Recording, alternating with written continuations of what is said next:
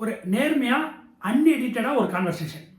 இன்னைக்கு நவம்பர் 26, 2024. நம்ம அரசியலமைப்பு சட்டத்தை அடாப்ட் பண்ணி 75 ஆண்டுகள் ஆகுது. அதான் நம்ம கான்ஸ்டியூஷன் அடாப்ட் பண்ணி 75 ஆண்டுகள் ஆகுது. நம்ம இந்தியா நிறைய டிபார்ட்மெண்ட்டில் வளர்ந்துருக்குன்னா அதற்கு முக்கிய காரணம் நம்ம கான்ஸ்டியூஷன். ஆனால் நம்ம வளர்ந்துருக்க வேண்டிய உயரத்திற்கு வளராமல் ரொம்ப ஆமை வேகத்தில் இந்தியா வளருதுன்னா அதற்கு முக்கிய காரணமும் நம்ம கான்ஸ்டியூஷனில் இருக்க நிறைய குறைபாடுகள் தான். ஒரு எக்ஸாம்பிள் சொல்கிறேன். 1947 இந்தியா சுதந்திரம் வாங்குச்சு. 1949 சைனா சுதந்திரம் வாங்குச்சு. கிட்டத்தட்ட 2 வருஷம் கழிச்சு. ஆனால் இன்னைக்கு சைனாவோட ஒரு ஆண்டு பொருளாதார வேல்யூ பார்த்தீங்கன்னா கிட்டத்தட்ட 13 14 ட்ரில்லியன். ஆனால் இந்தியாவோட ஒரு ஆண்டு பொருளாதார வேல்யூ பார்த்தீங்கன்னா 3 ட்ரில்லியன் தான். மக்கள் தொகையில் இந்தியாவும் சைனாவும் ஒரே அளவு தான்.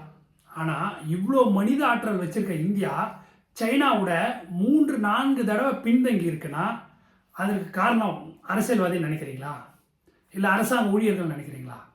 இவங்க எல்லாத்துக்கும் விட முக்கிய காரணம் நம்ம அரசியலமைப்பு சட்டத்தில் இருக்க பெரிய ஓட்டை தான். அது என்ன ஓட்டம் கேட்குறீங்களா? நம்ம அரசியலமைப்பு சட்டத்தில் எங்கேயுமே ஒரு பொலிட்டிக்கல் பார்ட்டி இப்படி தான் இருக்கணும்ட்டு ஒரு பேசிக் ஸ்ட்ரக்சரை வடிவமைக்காமல் விட்டது தான் நம்ம அரசியலமைப்பு சட்டத்தில் இருக்க பெரிய ஓட்டையே. ஒரு எக்ஸாம்பிள் சொல்கிறேன். நம்ம அரசியலமைப்பு சட்டத்தை அடாப்ட் பண்ணுறப்ப 22 பார்ட்ஸ் இருந்தது. இப்போ 3 பார்ட்ஸ் சேர்த்து 25 பார்ட்ஸ் இருக்குது. இப்போ இது என்ன பார்ட்ஸ்ன்னு கேட்டிங்கன்னா, நம்ம நேம் அண்ட் டெரிட்டரி, நம்ம நாடோட பேர், அதோட டெரிட்டரி, அதோட குடியுரிமை, citizenship, fundamental rights, fundamental duty, union government இப்படி இருக்கணும், ஸ்டேட் கவர்மெண்ட் இப்படி இருக்கணும், முனிசிபாலிட்டி இப்படி இருக்கணும், பஞ்சாயத்து இப்படி இருக்கணும், ஒரு எலெக்ஷன் கமிஷன் இப்படி இருக்கணும், ஒரு ட்ரிபியூனல் இப்படி இருக்கணும், சென்டருக்கும் ஸ்டேட்டுக்கும் உண்டான ஃபினான்ஸ் ரிலேஷன் இப்படி இருக்கணும், லெஜிஸ்லேட்டிவ் ரிலேஷன் இப்படி இருக்கணும், ஃபினான்ஸு, ப்ராப்பர்ட்டி, அதுக்கப்புறம் அஃபீஷியல் லாங்குவேஜ் இப்படி இருக்கணும். இந்த மாதிரி 22 பார்ட்ஸை இப்படிலாம் இருக்கணும்னு நம்ம பெருந்தலைவர்கள் எழுதி வச்சுட்டு போனாங்க. ஆனால் எங்கேயுமே ஒரு பொலிட்டிக்கல் பார்ட்டி இப்படி இருக்கணும்னு ஏன் எழுதலை? ஒரு பொலிட்டிக்கல் பார்ட்டி இப்படி தான் இருக்கணும். ஒரு எக்ஸாம்பிள், ஒரு பொலிட்டிக்கல் பார்ட்டி இருக்குது. அந்த பொலிட்டிக்கல் பார்ட்டியில் ஒரு தலைவர் இருக்கார். அந்த தலைவருக்கு அடுத்து அவரோட குடும்பத்தை சேர்ந்தவங்க யாரும் தலைவராக வரக்கூடாது. அதாவது எப்பயுமே வரக்கூடாதுன்னு இல்லை, அவருக்கு அடுத்து உடனே வரக்கூடாது. ஒரு 10 வருடத்திற்கு வேறவர்கள் தான் தலைவராக இருக்கணும். அதுக்கப்புறம் அவங்க குடும்பத்தை சேர்ந்தவங்க தலைவராக வர்றதுக்கு தடை இல்லை. அந்த மாதிரி இது ஒரு எக்ஸாம்பிள் தான். இந்த மாதிரி ஒரு பொலிட்டிக்கல் பார்ட்டிக்குன்னு இந்தியாவில் நிறைய பொலிட்டிக்கல் பார்ட்டி இருக்குது. இந்த எல்லா பொலிட்டிக்கல் பார்ட்டின்னு கேட்டு ஒரு 5 பாயிண்ட் காமனாக கான்ஸ்டியூஷனில் எழுதியிருந்தாங்கன்னா இன்னைக்கு இந்தியாவில் மெஜாரிட்டி ஸ்டேட்டில் வாரிசு அரசியலே இருந்திருக்காரு. ஏன் இந்த வாரிசு அரசியலை குத்தம் சொல்கிறேன்னா, இந்த வாரிசு அரசியல்னால்தான் நம்ம இந்தியாவில் ஆர்கனைஸ்டு கரப்ஷன் நடக்கிறது. ஒரு எக்ஸாம்பிள், ஒரு தனியார் ஊழியரோ, ஒரு அரசு ஊழியரோ, ஒரு சாதாரண ஊழியர் எடுத்துக்கலாமே. அவங்க தன்னோட ஒரு மாத வருமானத்தை பர்சனல் இன்கம் டேக்ஸாக கட்டுறாங்க. அது மட்டும் இல்லாமல் பெட்ரோல் வாங்குறப்ப, பிஸ்கெட் வாங்குறப்ப, பருப்பு வாங்குறப்ப எல்லாத்துக்கும் டேக்ஸ் கட்டிகிட்டே இருக்காங்க. இந்த டேக்ஸ் அமௌண்ட் எல்லாம் இந்த அரசியல் கட்சிகள் மக்களுக்கு வெல்ஃபேராக அனுப்புகிறாங்க. இந்த இம்ப்ளிமெண்ட் பண்ணுறது யாருன்னா இந்த கட்சிகளில் இருக்க அடிப்படை தொண்டர்கள், கவுன்சிலரு, ஒன்றிய சேர்மன், இவங்க தான் இம்ப்ளிமெண்ட் பண்ணுறாங்க. இவங்க என்ன பண்ணுறாங்க, ஒரு 10 லட்ச ரூபாவில் போடுற ரோடை ஒரு 5 லட்ச ரூபாய்க்கு ரோடை போட்டு 5 லட்ச ரூபா இவங்க பகிர்ந்து கரெக்ட் பண்ணிக்கிறாங்க.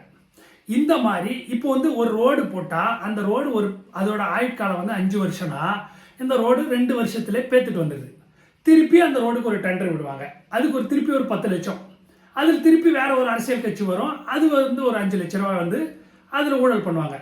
இப்படி மக்கள் வரி பணத்தை நல்ல ஸ்டாண்டர்டான இன்ஃப்ராஸ்ட்ரக்சர் உருவாக்காம இந்த அரசியல் கட்சிகளே அதில் இருக்க தொண்டர்கள் ஊழல் பண்ணி இன்னைக்கு நீங்கள் போய் பாருங்க, ஒரு சாதாரண அரசு ஊழியர் ஒரு சம்பாதிக்கிறவங்கள கூட பார்த்தீங்கன்னா ஒரு நல்ல காரோ இல்லாமல் தான் இருப்பாங்க. ஆனால் ஒரு நார்மல் ஒரு ஒன்றிய செயலாளரோ, ஒரு ஒன்றிய சேர்மனோ, ஒரு கவுன்சிலரோ பாருங்க, இன்னைக்கு இன்னோவா கார்லேருந்து ஃபார்ச்சுனர் கார் வரைக்கும் தான் யூஸ் பண்ணுறாங்க. எல்லாம் யாரோட பணம்? நம்மளோட மக்கள் பணம். இதுக்கெல்லாம் காரணம் என்ன? இந்த கட்சிகளில் நம்ம கான்ஸ்டியூஷனில் வரையறுக்காம விட்டது தான் காரணம். இப்போ இது எப்படி களையலான்னா, இப்போ இருக்க அரசாங்கமோ இல்லை இதுக்கு அடுத்து வரப்போகிற அரசாங்கமோ என்ன பண்ணணும்னா நம்ம கான்ஸ்டியூஷனில் திருத்தம் கொண்டு வரணும். புதுசாக ஒரு பார்ட்ஸை இணைக்கணும். பார்ட் 26 இணைச்சி பொலிட்டிக்கல் பார்ட்டி அப்படின்னு ஒரு பார்ட்டை கிரியேட் பண்ணி அந்த பொலிட்டிக்கல் பார்ட்டி கீழே இந்தியாவில் இருக்க எல்லா பொலிட்டிக்கல் பார்ட்டிக்கு சேர்த்து ஒரு பேசிக் ஸ்ட்ரக்சர் உருவாக்கணும். இப்போ இந்தியாவுக்கு ஒரு பேசிக் ஸ்ட்ரக்சர் இருக்குது இல்லைங்களா? சோஷியலிஸ்ட் கண்ட்ரி, செக்யூலர் கண்ட்ரி அப்படின்னு நம்ம ஒரு நம்ம ஒரு பேசிக் செக்ஷன் நம்ம உருவாக்கி வச்சிருக்கோம் இல்லைங்களா?